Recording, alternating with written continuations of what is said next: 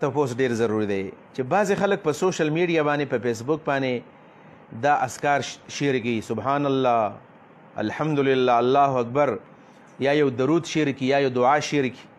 او بیا وایي چې دا پوسټ به تاسو دومره شیر کی تاسو ته به دومره اجر په دې باندې میلاو شي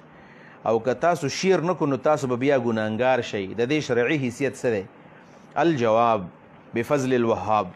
د دې سوال جواب دا دی چې بنیادی طور باندې نن سبا پراپرټي ډیلرز او دارنګې بزنس مینان او پیسو ګټونکي خلک دي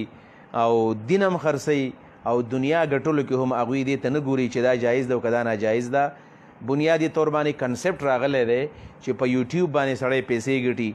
یوټیوبرز دغه شانې ټیک ټاکرز پیسې ګټي او سنیک موویز باندې خلک پیسې ګټي په فیسبوک پیجز باندې خلک پیسې ګټي او ډېرې ډالرې په دې باندې ورکوي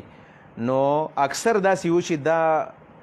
پیجز دي او دا پیجونه چې څومره سړی ډېر زیات شیر کي نو ډېر زیات په هغې باندې واچز راشي په هغې باندې ویورز راشي نو دا به کې دوی ته فایده وي دا د خپلې ګټې دپاره دا خبرې کوي هیڅ قسمه داسې قسمه میسیج چې راشي دا بالکل اګنور کول پکار دی البته که چا شیر کو نو ګناه خبره نه ده که سړی سبحان الله شیر کی او بیا یې څوک ګوري نو هغه به هم سبحان الله ووایي نو ده ته به کې اجر میلاو شي خو دا خبره چې ته چاته وایې چې شیر کا دې ته ولایت الزام وایي چې په چا باندې خپله خبره منل نو یو کس په چا باندې خپله خبره په زور نشي منلی د څو پورې چې د هغه سره څه خاص اختیار نه لہذا دا مسله